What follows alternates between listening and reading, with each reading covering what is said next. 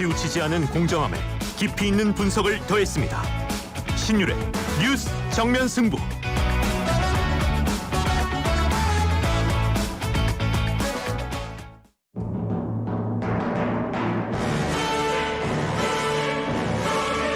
고철거래 새로운 패러다임 고래장터. 착 찍어서 쓱 올리면 실시간 경매로 가격이 쑥쑥. 고철거래 플랫폼 고래장터. 크리네어 테크. 크리네어 테크 집중기. 주물 작업, 연마 작업, 페인트 작업, 분진가스, 냄새, 연기 작업장 분진. 이 세상에 못 없애는 분진이 어딨어. 크리네어 테크 기술력이 끝내줍니다. 크리네어 테크. 크리네어 테크 집중기. 당신은 아마 아직 모를 거야. 장기 렌트 숨은 강자. 아마존 아마 믿지 못할 거야. 합리적인 이 가격을. 아마존 장기 렌트의 숨은 강자 홈페이지에서 실시간으로 확인해보세요. 아마존 모든 인쇄 가능한 성원의 드피아. 온라인 주문 간편한 성원의 드피아. 누구든지 어디서나 쉽고 빠르게 인쇄의 유토피아. 성원의 드피아. 여름에는 부채 판촉물. 다양한 부채 역시 성원의 드피아. 일상 속 광고 모니터, 키오스크, 전광판, 이 모든 게 디지털 사이니지라는 사실 알고 계셨나요? 다양한 정보와 광고 콘텐츠를 전하는 디지털 사이니지는 시스메이트. 조달청 나라장터 종합쇼핑몰 6년 연속 매출 1위. 삼성전자 공식 스타 파트너 시스메이트와 함께하세요. 검색창에 시스메이트. 2017년부터 2022년 기준.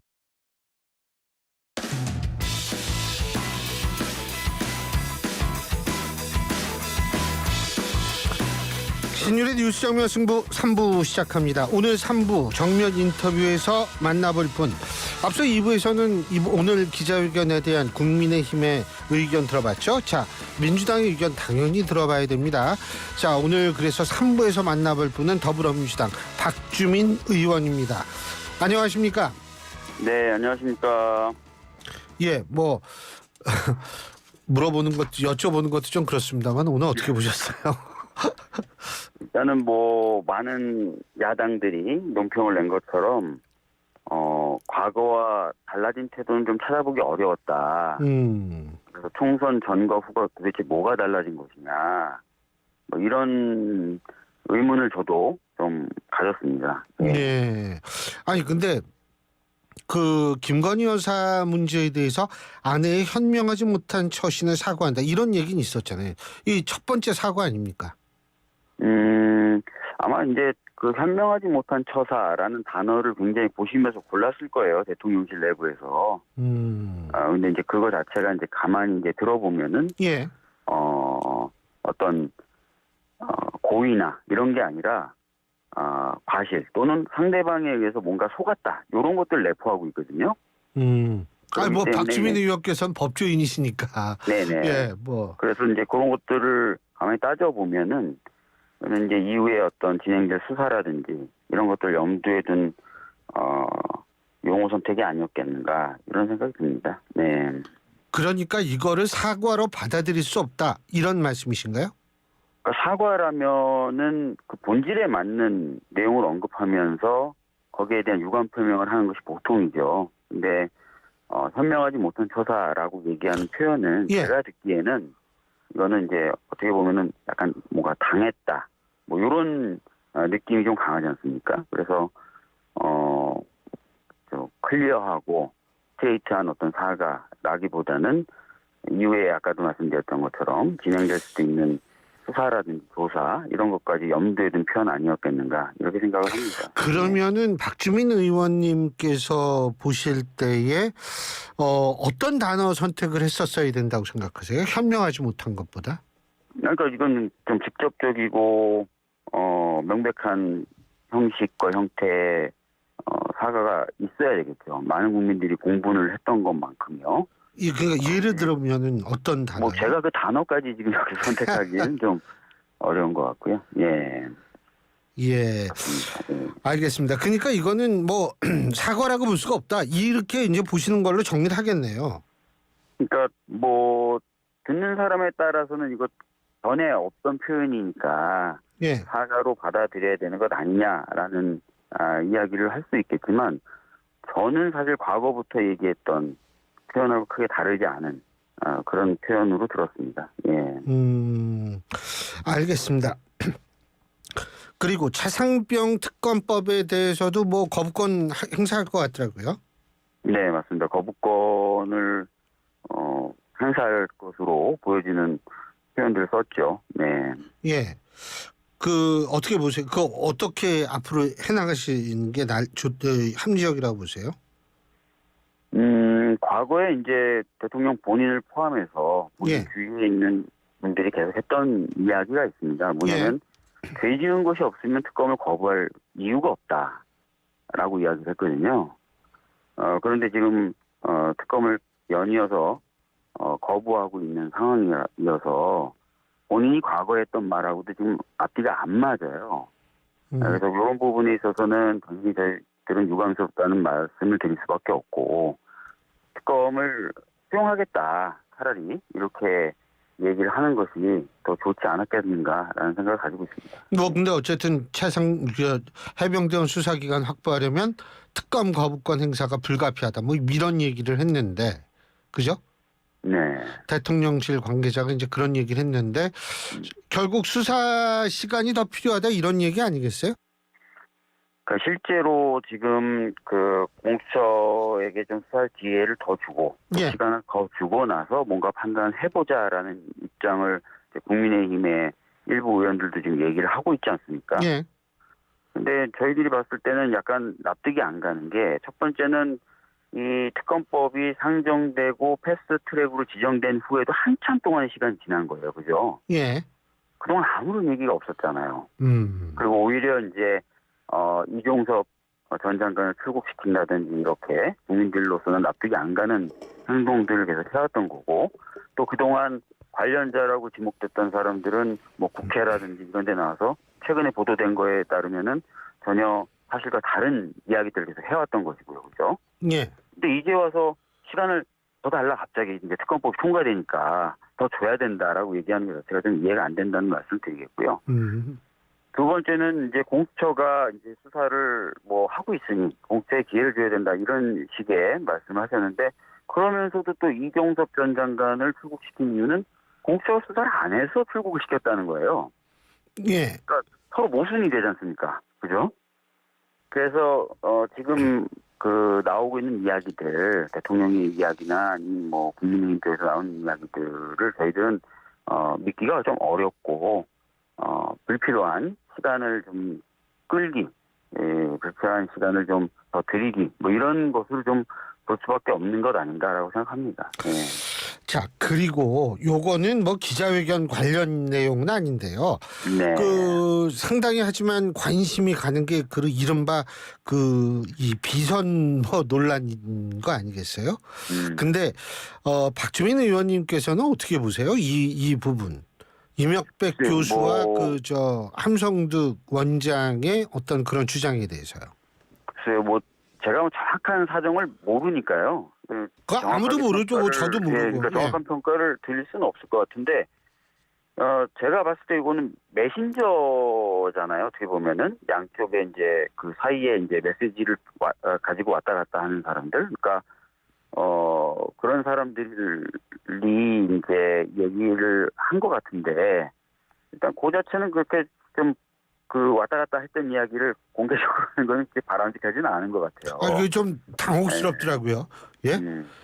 그런 부분에 있어서 좀 뭐랄까요, 그 바람직하지 않다라는 생각은 좀 들고요. 그다음에 이제 메신저 역할이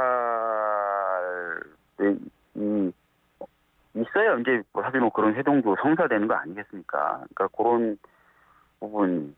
근데 이제 공개됐던 내용 중에 이제 일부분이 사실이냐 아니냐 이런 것들을 이제 따지기도 매우 힘들겠지만 일부 내용은 조금 이해가 좀 안 되는 부분들도 좀 있긴 있었죠. 네. 아니 근데 이게 저는 뭐 누구 말이 맞는지 이건 제가 판단할 입장이 아니에요. 근데 네. 결과론적으로 현상을 본다면 네. 이게 보수 쪽에서 좀 분노 지수가 훨씬 높은 것 같아요. 왜냐하면 뭐 대통령이 총리 추천을 해달라, 그리고 좀 이재명 대표가 불편한 사람은 대통령실 인선에서 배제하겠다, 이런 얘기를 하니까 이제 좀 결과론적으로 보면 사실 조금 더 대통령실이 많이 손해를 본 거 아닌가, 이런 생각이 드는데 동의하세요?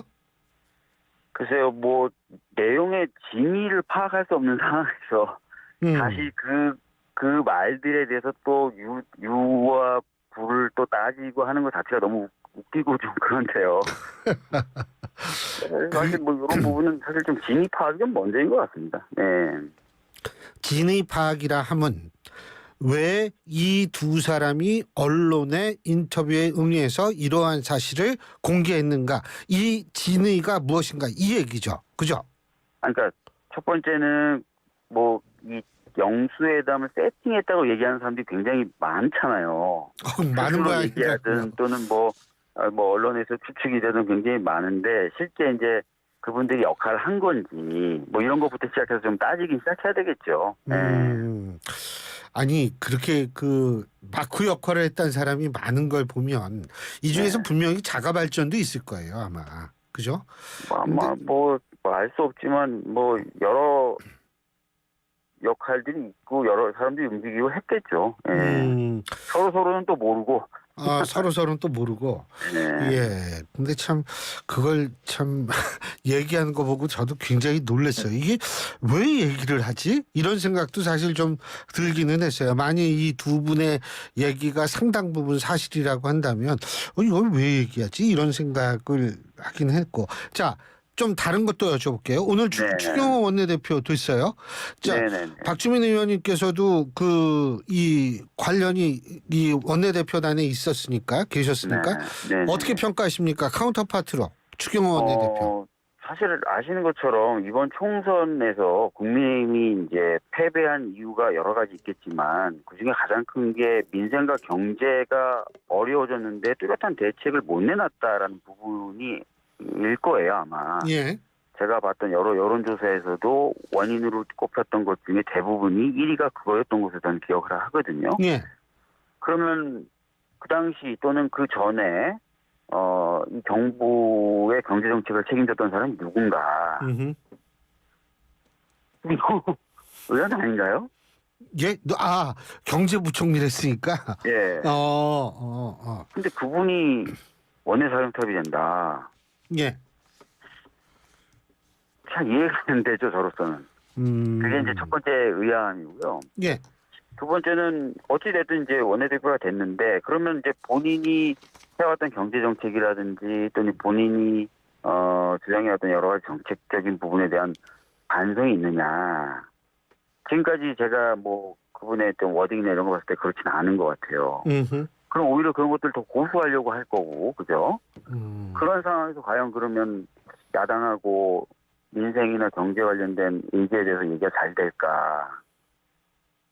그런 부분이 좀 걱정되더라고요. 예. 그 걱정이 더 많으시군요. 우리 박주민 의원께서는 법사위원장 하면 잘할 것 같다, 이런 말씀하신 것 같은데 맞아요?